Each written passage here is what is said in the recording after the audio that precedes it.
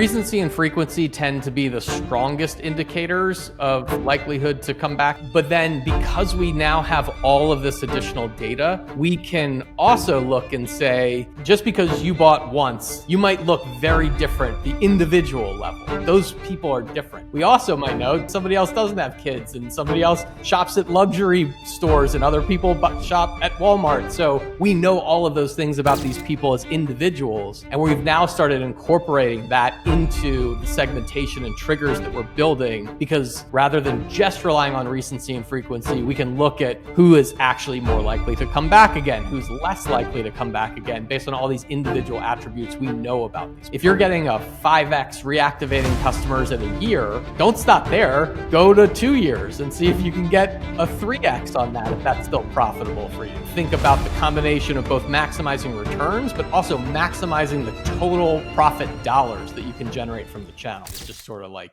everyone's just immune to it. Yeah, and it's I think that events, they lean too heavy, because I understand like tech companies all want to speak, but just being straight honest about it in the market, like most of them aren't that good at it. That's just the reality of it. There's only a handful of people that are actually fantastic at this stuff. Yeah. And they're not bringing value. They're just asking about things on stage that aren't driving it. And I know you've been a veteran and you've been around this space and just in business for a while, but a lot of the people that are on stage are not.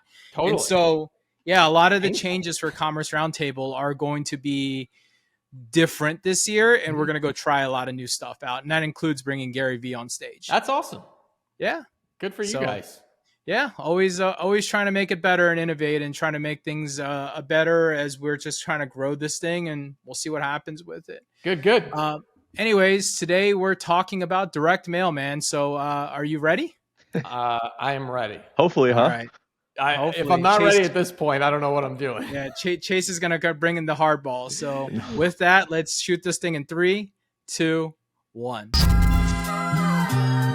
From the open to the click, they're the masters of the flow. Just watch your list grow and your leads turn to go. Did we retain you so far, or do we have to extend it? If you want results, you know you gotta send it. Yeah, you know you gotta send it. Yeah, you know you gotta send it. Yeah, you know you gotta send it. What's up, everyone? Welcome to Send It, where we discuss anything and everything retention marketing, specifically in email and SMS marketing. My name is Jimmy Kim, and I'm here with my co-host, Chase Dimond. All right, Chase, we've got a special guest here to talk about episode 37. The title of today's pod is Combining Email and SMS with Direct Mail, Integrated Offline and Online Retention. And so we've invited someone very special. Chase, you want to do the official introduction, and then we'll let him tell his actual introduction? Yeah, of course. Michael's a buddy. We actually met, I think at this point, 2 or 3 years ago in person for dinner, actually at a Commerce Roundtable event type thing. So it's been a couple years. He's a great guy. I think I actually invested 2 or 3 years ago in your company as well, PostPilot. So that's exciting. And you're an OG in the space. He's started and kind of run multiple 8 and 9 figure brands for north of 25 years. He doesn't look that old, but he has a lot of experience, and he's run a lot of kind of PE-backed turnarounds. And as mentioned, he's the co-founder of PostPilot. And for those of you guys that don't know, they're the leading direct mail automation platform for thousands of D2C brands. Michael, if I butchered anything, I'm sorry, but welcome to the show. No, man. Love to see you guys always. Go back with both of you a while. Excited to be here. And I appreciate the compliment. I wake up every morning in pain for no explainable reason. So that reminds me that I actually am kind of old. As you age, one thing I've noticed as I'm in my mid 40s now is like your mindset doesn't change, and you think you're like that same 21-year-old, but yeah, your body just does not react the same way now. 100%. I mean, Drew and I are still throwing around like old school, movie quotes, like we're 20 something, except, we're both graying and again, like wake up to pee 6 times a night. That's TMI, Michael. TMI. Anyways, today we invited Michael to share strategies. We want to talk tactical because, we've talked about this before, and we talk a lot about email and SMS. But when you think about other channels, and we've got future pods, we're going to talk about other channels too. But we want to talk about channels that are important for retention. And direct mail is very popular. And I was telling Chase, Michael, I was just at a recent trade show, Sub Summit over in Dallas, and you guys were there. But so were like 6 other direct mail companies. And I was surprised by that because I feel like there's a rise of direct mail coming up because of the saturation that's happening in email and SMS. And I'm sure you agree with this, but like, I think that people are realizing and going, hey, wait a minute, everyone left these channels. Let's go explore those channels. So today we invited Michael to come talk about 3 strategies to combine direct mail with retention and how to leverage those direct mails with great email and SMS. So look, I want to kind of start with the most important question that people are going to ask, and we'll kick it off here, Michael. So what does direct mail what makes direct mail such a powerful complement to email and SMS in today's digital first world? And how do you see these 3 channels working together? Give me the big picture, man. Let's start there. Yeah, I mean, the main thing is like, look at your open rates or run a segment. Go into Klaviyo or SendLane or OmniSend or whatever your ESP is today. Build a segment of all people that have purchased from you at least once all time. And then build a segment of all people who have done that and opened or clicked an email in the last 30 or 60 days. I would bet that probably less than 10% of your existing customers, your best audience, people who have bought from you before, have actually engaged in with an email in the last 30, 60, any recent period of time. So we would never say like replace email with direct mail. You should try and get as many conversions off an email campaign as you can first. But where direct mail becomes super powerful is for those folks that haven't taken the action that you want via email. And it's really a larger percentage of your overall list than you think. So there's a lot of low-hanging fruit by just tapping that audience of people that haven't engaged or taken the action that you wanted over email with a direct mail campaign.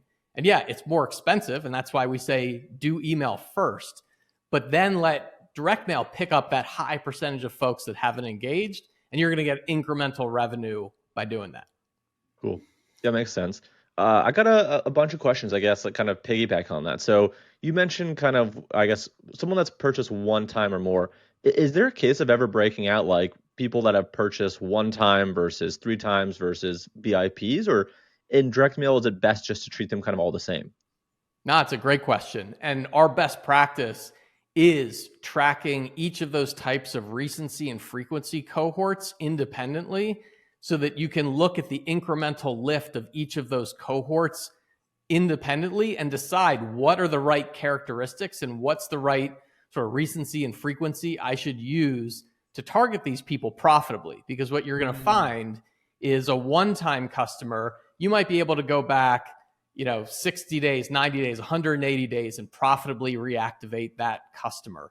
But for a 2-time customer, maybe you can go back a year, maybe you can go back 2 years, 3 years. And it's finding those sweet spots to ensure that you're sending the right message at the right time, such that you're maximizing incremental revenue from each of those different cohorts, and not sending to people who are either too far gone, like they're no longer profitable, they're gone, we can't get them back, or are already likely to convert off of email. And so maybe it's too soon. We don't want to hit those people with a postcard yet. It's tracking each of those cohorts and finding those pockets where you're going to maximize incremental lift, and then automating around that data. Cool. And then one more follow-up question on this, and then we can kind of move on. So you talked about buyers, right? Regardless of the frequency, we talked about buyers being kind of maybe the first place you'd start. Outside of buyers, is there another use case that makes sense? Like, I don't know, spitballing, maybe people that abandoned their cart or their checkout and haven't purchased. Like, are those people worthy? Like, what other segments essentially are some go-tos for people to be thinking about with direct mail? Totally. So I know this is a retention-oriented podcast, but like it's full funnel. So sure. Definitely you can use it for acquisition use cases as well. And you want to think about it at different stages of the funnel. So a lot of low-hanging fruit to start, where you're going to find some easy wins, is just like reactivation of existing customers who you haven't heard from in a long time.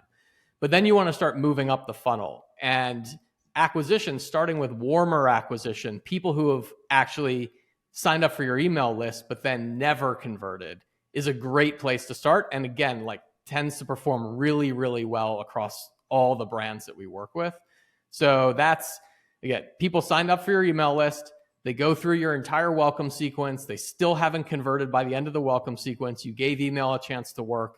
Now we match that email address to a postal address, which we can do about 80% of the time, and hit them with a card. And now, again, you've gotten a new customer off somebody who hasn't responded to your email. And that tends to be a high percentage of people. Like the percentage of people that sign up for your list and ultimately convert is not that high. So getting another chance to drive incremental lift off of that is another easy win. And then you just keep moving up the funnel. And we can go to cold prospecting by building lookalike audiences as well, based on your best customer list. It's just like Meta. We have thousands of data points on hundreds of millions of consumers. So we can build like highly relevant, high intent prospects using a lot of proprietary data. Hey there, it's Chase, and I really hope you're enjoying this pod. If I can have just 30 quick seconds of your time, I'd love to invite you to our thriving, growing community for retention marketers. Jimmy and I realized that there were no centralized communities for retention marketers like yourself and myself, where we're specifically focused on email and SMS. Most of the communities out there seem to be just for founders or for execs only. And this is really why we're proud to share on this pod that we have over 350 marketers like myself and yourself and Jimmy in a closed community on Slack. And we talk all day, every day about all things email and SMS. So if you're listening to this podcast, I want to invite you to come and join us. And the best news, it's literally $1 to get started for a trial. And with that, you're going to get access to the Slack community, our weekly private newsletter where we share actionable things you can do as an email marketer. And then we also have special meetups and webinars that are specifically retention focused. And with that, you're also going to have direct access to not only myself, but Jimmy as well. So hit us up, ask us what you have, and we're going to be able to deliver you the answers. And then last but not least, you're going to get some special discounts and some other really cool perks. So this is where we're hanging out. It's the best way to come hang out with us, talk with others like us and like yourself. So you've got to come join us. And again, it's called the Ecom Email Certified Community, where you can learn more at ecomemailcertified.com, or just check out the show notes for a direct link. Hope to see you there. And now we're back to the pod. Got it. That's really interesting. So you've basically talked about three different things here. We talked about the customer, we talked about kind of like the prospects that are doing high intent, and then even the cold prospecting that you can kind of use through direct mail, which is not new, right? Like in the old case of sense, right? I came to this from like the car dealership world. We used to use direct mail all the time. We'd send these huge flyers out that had like thousands of cars or whatever it was. And it's like, come check us out. We're running this huge sale. And we definitely used to do a lot of cold prospecting through that. So I totally get that. But I want to double tap backwards a little bit on one of the things, because you started talking about it a little bit, but we didn't get really deep into it. But I want to talk about successful campaigns. Like, how are we taking those three channels, right? Email, SMS, and direct mail. And how are we kind of timing those? How are we putting them together? And what does the messaging look like? Like, how does that all work together? If someone, when you're explaining this to someone for the first time and they want to understand how to add it, what does that look like? Yeah, so typically you will help a brand test into a variety of these different segments or cohorts. And in some cases, we'll combine it with email. So, reactivation campaign targeting a sale event or a promotion that you're running, Black Friday, Mother's Day, whatever it might be, or just highlighting a new collection that you're launching, whatever it might be. We want to test into a bunch of these different customer cohorts. And you can pair that with email in some cases, because again, if somebody's been on your list for 6 months, 12 months, 3 years, and still hasn't come back, like it's probably time to hit them with another channel as well. Sure. And those two can work as complementary. We often see combining digital and direct mail tends to provide a lift across both channels, because everybody, this is pretty common knowledge. Like, you hit people multiple times through multiple channels, you see a increased likelihood to convert across all channels.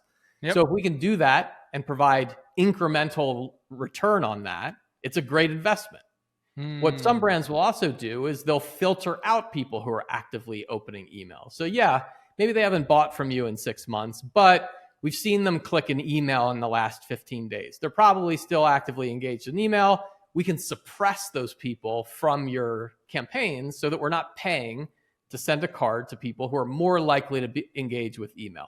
So either of those strategies works. It sort of depends on, the goals and what we agree to do, and budget. But in any case, the goal is to drive incremental lift. Got it. That makes sense. So let me ask that follow-up question here. And I get the incremental lift, but what other key data points are you guys looking at when you're identifying, if a customer is ready for that direct mail piece? Outside of just lapse time and non-connection, is there other things that you guys are looking for? Totally. So recency and frequency tend to be the strongest indicators of likelihood to come back and buy. Again, you know this well from the email game. But then because we now have all of this additional data, we can also look and say, we know that, just because you bought once, Jimmy, you bought once, and Chase, you bought once, and both of you bought 60 days ago, you might look very different at the individual level.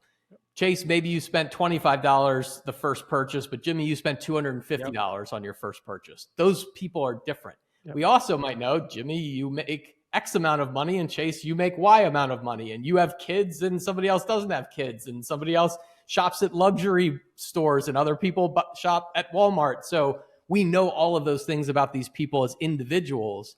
And we've now started incorporating that into the segmentation and triggers that we're building, because rather than just relying on recency and frequency, we can look at who is actually more likely to come back again, who's less likely to come back again, based on all these individual attributes we know about these people. That's cool. That's really cool. And this I guess you kind of just touched a little bit on what I was going to ask and what I was thinking about. I guess I'd love to give you an opportunity to kind of expand, because it's related but also differentiated. In terms of personalization and dynamic content in direct mail, because in email and SMS, people have expected kind of this customization and this specific type of thing that you can include. How do you tie in kind of the personalization and dynamic content in the direct mail?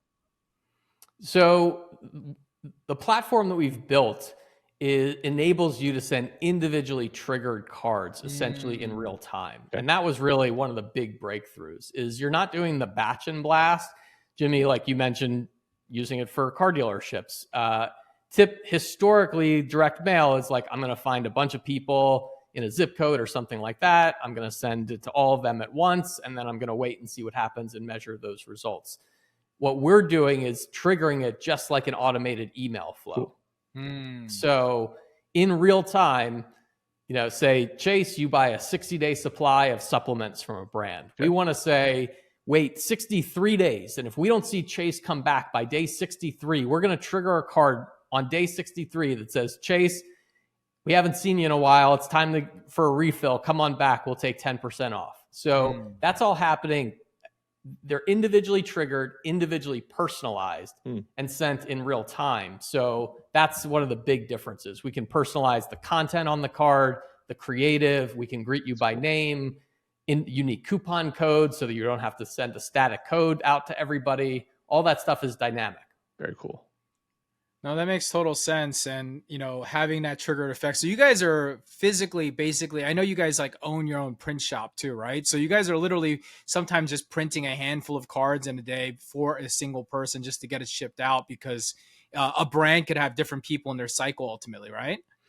If you came to our facility, what you would see is a million times a day, individual cards coming out from a ton of different printers, and they're all intermingled, because again, it's across thousands of brands, and thousands of campaigns are active at any given time. Wow. And because they're individually triggered in real time, you would just see a line of cards coming down conveyor belts, one from brand A and then a brand B and brand C, and each one is personalized. Yeah. So it's wild. It's pretty crazy.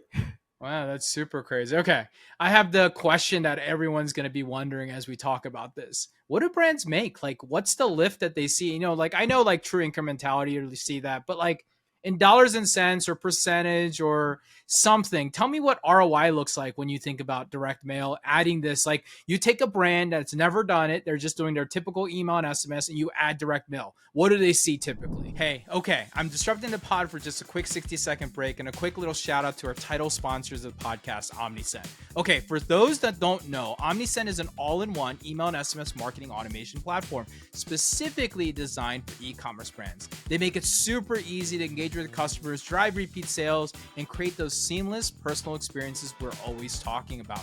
Here's 3 things I love about OmniSend. First and foremost, they're trusted by over 125,000 e-commerce merchants worldwide that absolutely love them. With a 4.8 rating star with over 6,000 reviews on the Shopify App Store, it's an obvious choice for your email, SMS, and push needs. Secondly, I love great customer support. And OmniSend, they're absolutely nailing it. They're responsive, their help docs are great, and their team is absolutely fantastic.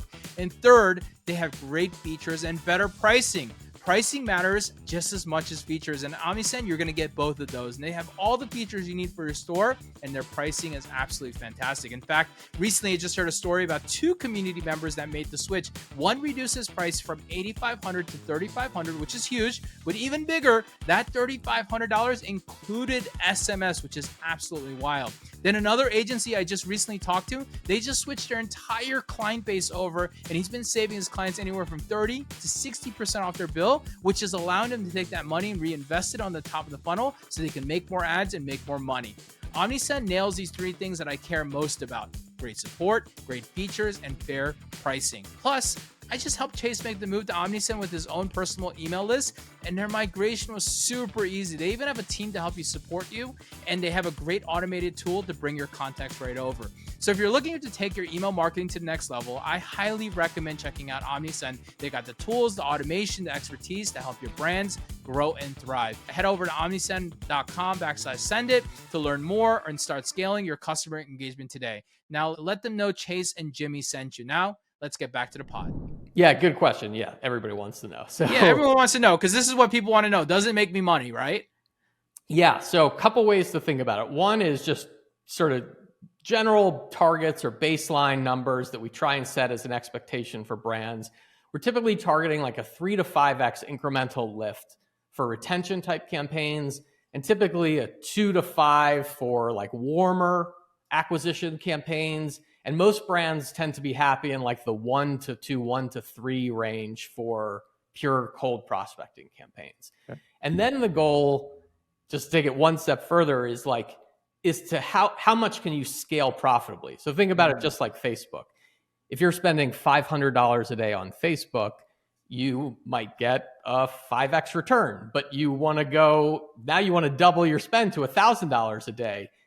Maybe you drop down to a 4.5x return, but that's good because it's still every incremental dollar you're investing is still profitable. So you want to keep feeding that. And direct mail and the way we run direct mail tends to work the same way. So on the retention side, if you're getting a 5x reactivating customers at a year, don't stop there.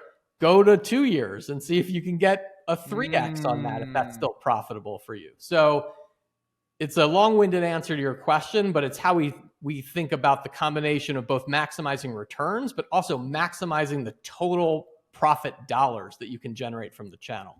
Got it. Okay, so I understand that.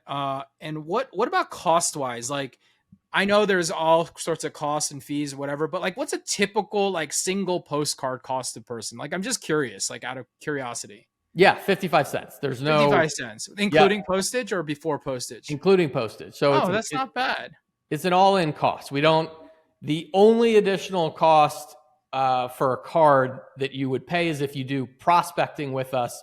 There's a cost for using that that cold audience recipient of 7 cents. But other than that, that's the only cost. Everything else is baked in, and we can do creative. You got account management, all that stuff. But 55 cents a card for a 4x6, 60 cents for a bigger card.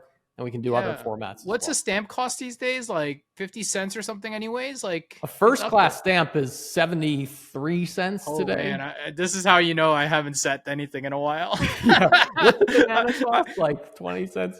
Yeah. Yeah, I was going to say the last time I remember sending something, it was like 27 cents. So it was a long time ago, but okay. So it's even cheaper than a first class mail stamp. So even if you wanted to do it yourself at your house, it would be inefficient for you to do it yourself ultimately. Yeah, I mean, certainly, and postcard postage is a bit less than a first class stamp, Sure. but still to like print and pay, list rate, we obviously send a ton of volume. So, we try and keep the cost down. We are very focused on driving costs down every way we possibly can because it maximizes our volume. Like it's in our interest to do that. Because it gets you a higher return. Obviously, your return is directly correlated to cost. And if you can get a higher return, you're going to come back and ask us to spend a lot more. So it's in our interest to drive costs down. We want to keep it as low as possible. Cool. That's awesome.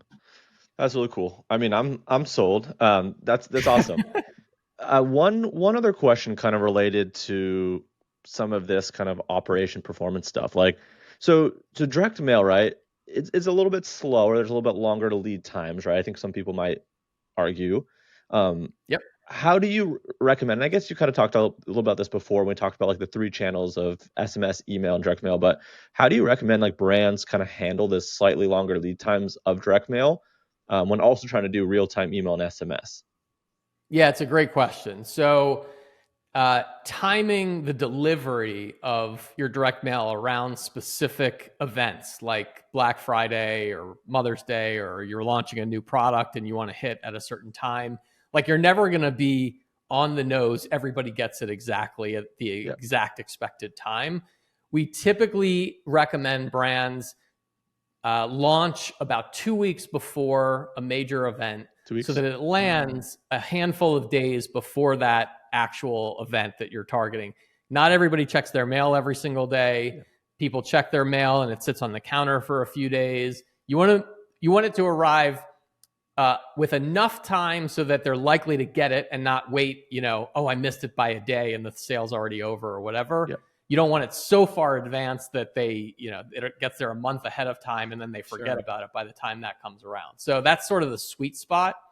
And then you didn't directly ask it, but a common other part of that question is like the attribution window for direct mail versus other channels, because with email and SMS, it tends to be, you see the big spike in sort of that 24 to 48 hour period after you launch that, and then it just falls off a cliff because that's just the nature of the channel. But you're going to know sort of how that campaign generally performed within a couple of days of launching it. With direct mail, it is a longer attribution window. The sweet spot in direct mail, like the peak, tends to happen around 2 to 3 weeks after the send. And then it looks like a bell curve. You start to see it come in the few days after it launches. It sort of peaks in that 2 to 3 week mark, and then it starts to level off. And then you see a long tail of conversion. It's just the thing that it's just different than digital. It sits on your counter for a week and then you see it again and then you take the action. Are you guys tracking this through, I guess, like a coupon code? Does it track through just like, hey, you're not emailing these people, so the only way that they're reactivating is because we sent a postcard? Like, how do you guys attribute that? Yeah, good question. So because we're natively integrated with Shopify, we're able to show you the conversions at the household level in real time. So it's really precise attribution that we know this household got a card on this date and then went and made a purchase on this date. And we can show you that in a real-time dashboard. And then for incrementality, we can run a holdout against that. So we can just take a randomized holdout from any audience that we send and then track the test versus the treatment versus control group and show you the lift between those. And for other brands, again, if you're suppressing active email subscribers, that's a good way to ensure you're maximizing incrementality. Targeting people who haven't taken the action you've wanted to in a really long time is a good way to maximize incrementality. But that's like how you can do it and feel really confident in the results, and also understand how your campaign is doing a lot faster than the old way, which again is like blast it out, wait 60 days, try and do like a spreadsheet and figure out how many people bought. That makes sense. Okay. I have a question around creative because I'm curious about this, because obviously when it comes to email and SMS creative, very clear on what you're supposed to do. But what do you guys do? Okay, I'm gonna focus on re-engagement, because that is like the most exciting thing to me about direct mail, is that you're right, like 10%, maybe 20% on a really good brand of their customers or their buyers list is ever engaged at any given time. So when you're going out to re-engage, right, in email and SMS, you can only do so much. Hey, we miss you, the typical shit you see in the market. What do you do in a re-engagement creative? Like, what gets people going? Is it just simply a coupon? Or are you sending them catalogs of products? Like, what do you guys do? Yeah. What's one that works? Hey, it's Chase, taking just 30 seconds of your time because I found something game-changing for e-commerce marketers and agencies. If you happen to be drowning in retention marketing tasks, we have a solution for you. It's AI. There's an AI strategist, AI segmentation, AI email builder. It's called Rayleon, and this is the platform that helps marketers like myself and yourself create everything from emails to custom segmentation based on your data and your email marketing strategy. I mean, imagine getting everything from an audit to campaign planning in just a handful of clicks and in under 5 minutes. Their AI handles everything from segmentation to strategy and creating on-brand copy that actually converts. Brands using Rayleon save about 50% of their retention marketing time and see an average of 3x ROI. Yes, you're going to save time and make more money. Talk about a no-brainer.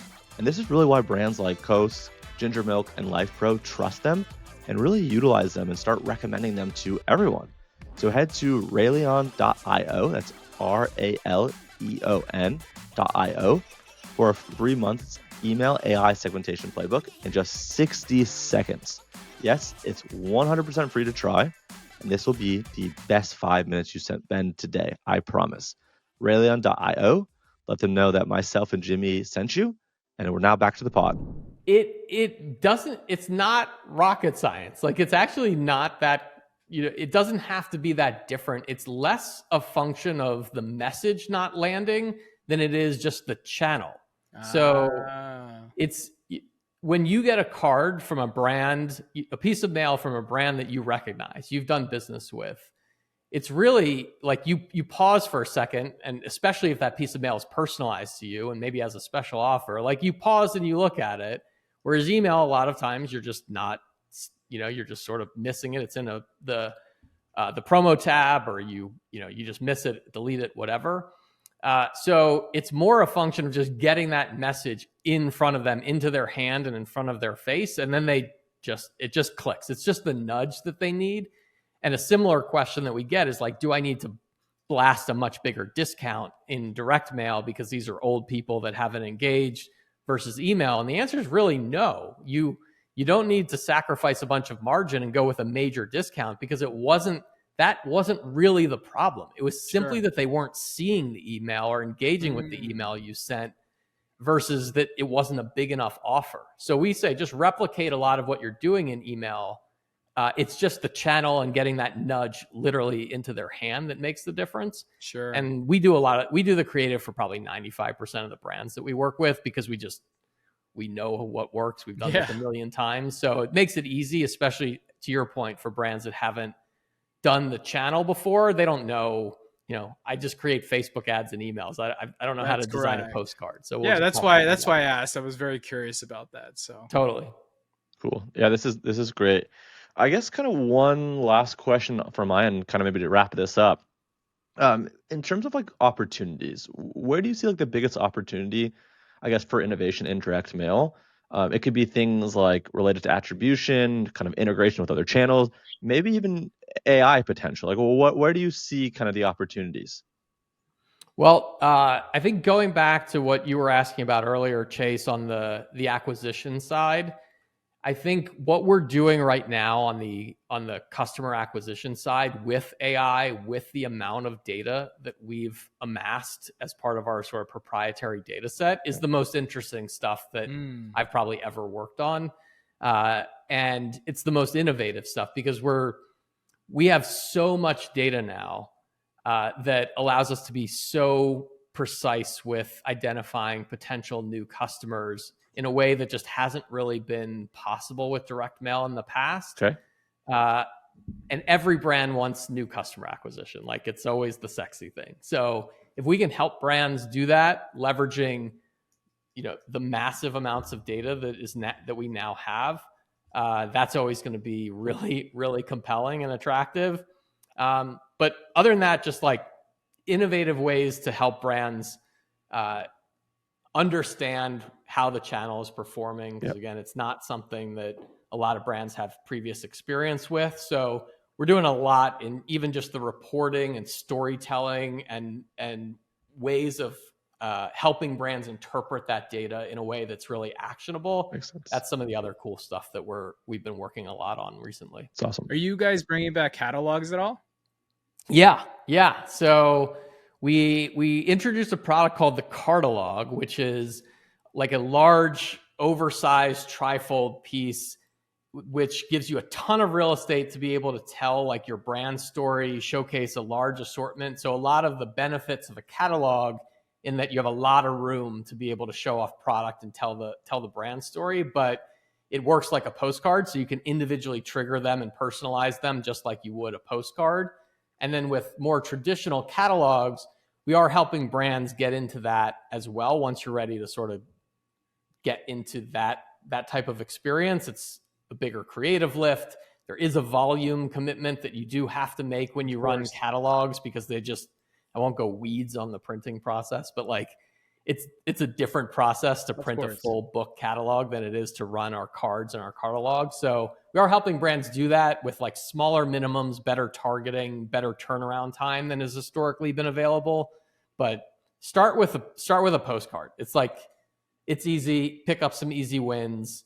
Then, you keep getting more and more sophisticated as you scale up the program. No, that makes sense. I was just asking because I noticed Amazon starting to do more catalogs lately. So I was like, I wonder if you guys are tapping into that into the future. So yeah, very cool, man. Well, dude, this was really great. Like, just giving us a lot of like understanding and like connection pieces for me. I mean, I know Chase and I were just talking about it. Like, we know our channels, and then once we start expanding outside of our channels, we don't know that much. And so we try to bring in great experts that, like yourself, who are building for or working with thousands of brands on exactly this stuff. So this was fantastic. Any last words? Any last comments before we wrap this thing up? Don't give up your email and SMS program. But if you haven't tried direct mail, you're leaving some money on the table. So we'll, chat with us. We'll tell you what we think is going to work, and we won't let you do stuff that's stupid. We're pretty adamant about that. And there's a brand size, right? Like, you want to be at a certain size, number of customers maybe, before this becomes an effective solution. Yeah, typically like 3 to 5 million in revenue is sort of the minimum that you want. And it's not because we have some minimum and we don't want to talk to you if you don't send out a certain amount.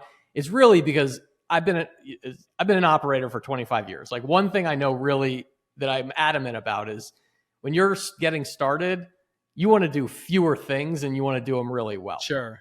So one, focus on fewer things, get some scale, get scale within Facebook and get your email program super dialed.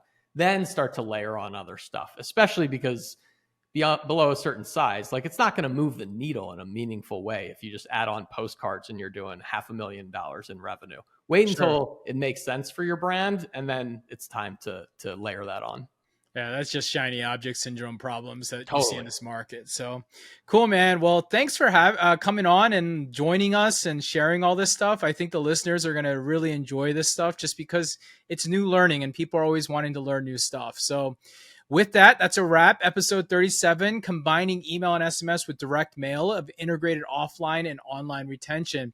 If you enjoyed this podcast today, please make sure you like, subscribe, follow, and leave us a rating, and let us know in the comment section below what your thoughts are and how you're maybe looking at direct mail. And we'll include Michael's information and PostPilot's information in the comments too, so you can go click on that and learn more, and let him know that you saw us on saw Michael on our pod, and hopefully he'll give you a hookup or a deal or something, or a free postcard or something. I don't know what you'll do, but whatever it is, you can follow this. You can follow this show on X, LinkedIn, YouTube, IG, TikTok, and so many other places. All right, last thing, if you want to join our newsletter, we've got a great newsletter. We drop a daily newsletter about retention at Ecom Email Marketer, again, in the comments. And then secondly, you can come join our community, or you can get certified. Again, we talk about this all the time. You probably heard the mid ad roll from us, but if you want to get certified, want to learn from Chase and I, we've got a great certification program. And then of course, we've got a great private community available too. Come join those. Those are in the comment section below. And last but not least, Drew, why do I want to call you Drew? Michael, Drew is his partner. Here's my better looking partner. Yeah. Michael, where can they find you on social media? LinkedIn, Twitter, best places to reach me. Got it. And then Chase, where can people find you? Yeah, most platforms. Anywhere the world exists, you can find Chase. And you can find me also on LinkedIn and X today. So thanks for tuning in. We'll be back next week. We're talking about user-generated content and integrating that to leverage reviews, photos, and all for retention. We'll get into the nitty-gritty around that. With that being said, thank you for tuning in. We'll see you next week. From the open to the click, they're the masters of the flow. Just watch your list grow and your leads turn to gold. Did we retain you so far, or do we have to extend it? If you want results, you know you gotta send it. Yeah, you know you gotta send it. Yeah, you know you gotta send it. Yeah, you know you gotta send it.